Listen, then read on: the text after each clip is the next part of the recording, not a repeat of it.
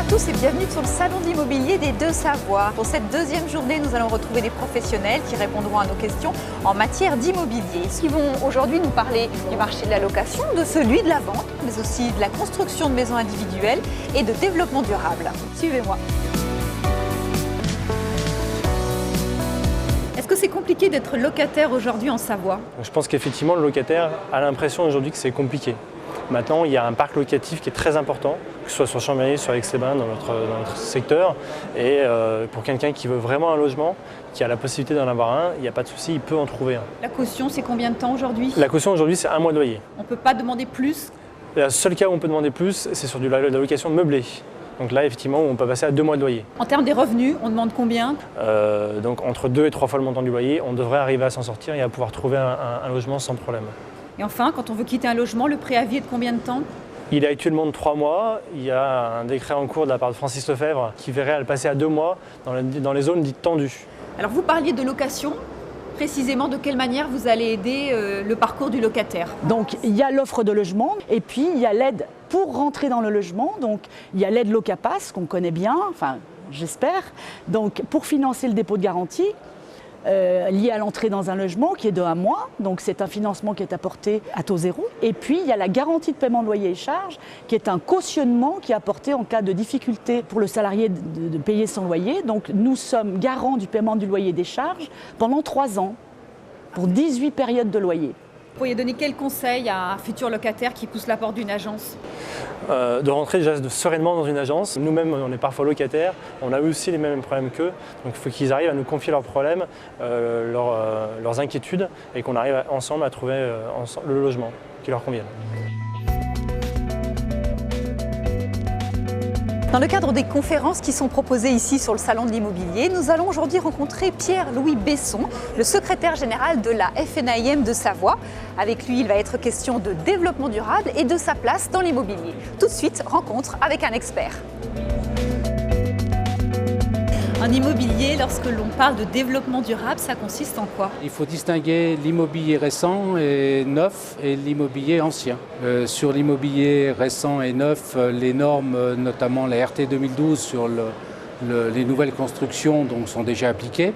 Sur l'immobilier ancien, il y a tout un travail à effectuer, travaux d'isolation thermique, puisque le chauffage représente notamment 80% des dépenses énergétiques d'un immeuble. Alors comment arriver à convaincre les copropriétaires à réaliser ces travaux? Pour convaincre les copropriétaires, il y a tout un travail d'explication, de pédagogie à effectuer, de manière à expliquer que l'on va faire des travaux dans leur intérêt, notamment pour améliorer leur patrimoine et pour un meilleur confort. Alors le rôle de la FNAIM?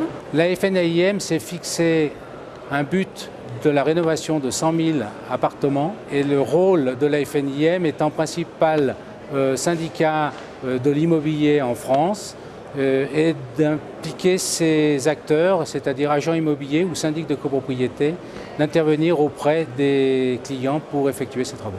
Alors on entend beaucoup parler du DPE. En quoi consiste-t-il? Le DPE, c'est le diagnostic énergétique qui sera obligatoire avant le 31 décembre 2016 sur l'ensemble des copropriétés.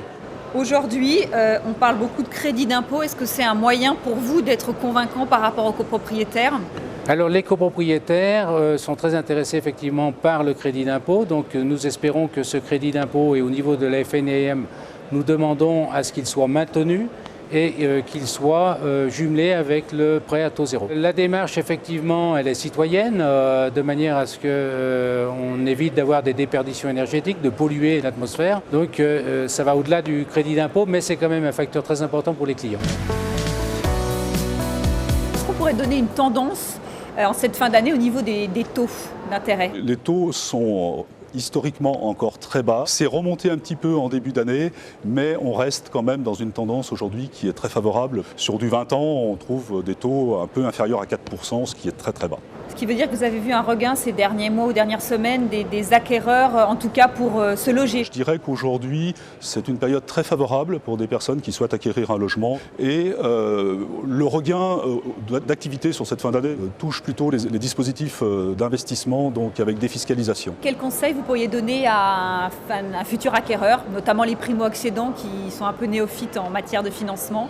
Alors, le conseil principal qu'on peut donner, c'est déjà de passer voir sa banque, son conseiller, pour déterminer un budget. Il donne les conseils sur les durées de financement et ça permet à l'acquéreur d'avoir un gain de temps puisqu'il sait cibler tout de suite, il peut cibler tout de suite le bien qui correspond à ses capacités de remboursement. Alors pourriez-vous nous dresser un bilan du marché de l'immobilier dans les pays de Savoie? Alors pour moi, l'immobilier Savoie va bien.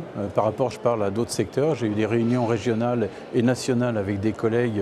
Franchement, je pense qu'on est dans un marché porteur aujourd'hui. Alors est-ce que vous avez vu une accélération du processus d'achat avec les modifications des dispositifs fiscaux? Alors les modifications du dispositif sont effectivement sur du court terme, peuvent accélérer les choses. Alors vous conseilleriez un achat dans le neuf ou dans de l'ancien, ou finalement c'est en fonction de la clientèle? Je pense que ça va être surtout fonction de la clientèle en fait.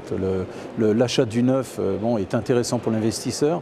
Par contre, pour la consommation et l'usage personnel des gens, je pense que l'ancien est tout à fait adapté. Ça nous permet de mieux situer des voies, de mieux retrouver un lieu de vie. L'année dernière en France, sur près de 400 000 constructions de logements neufs, près de la moitié sont des maisons individuelles. Quelles sont les tendances? Comment se porte le marché? Quelles sont les nouveautés et les réglementations en la matière? La réponse avec notre expert. Alors expliquez-nous, le marché de la maison individuelle se porte comment en France et plus particulièrement en Savoie? On sent actuellement une petite tension et un recul du nombre de contacts, bien qu'il reste toujours une potentialité de personnes, d'acquéreurs, prêts à passer le pas et à devenir propriétaires de leur maison.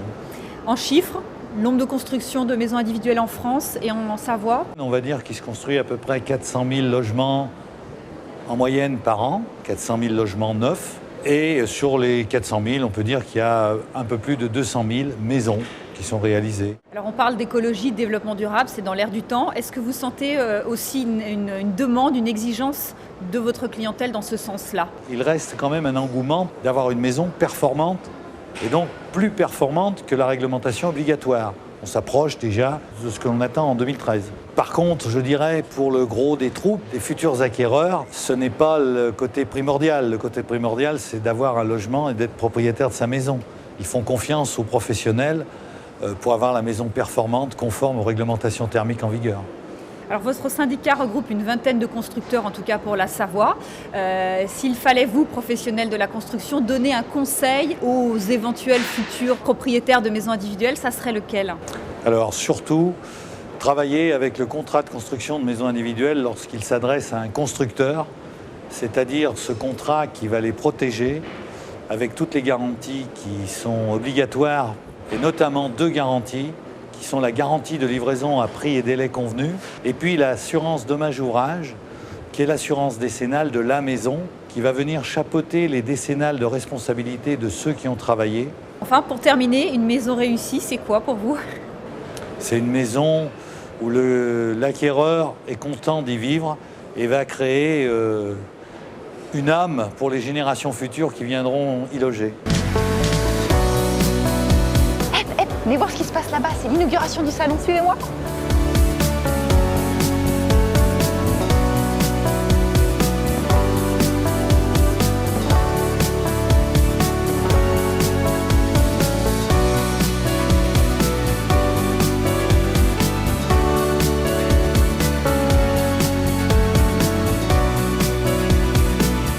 Le magazine du Salon de l'Immobilier, c'est terminé pour aujourd'hui. Je vous donne rendez-vous demain pour un nouveau numéro. Au revoir.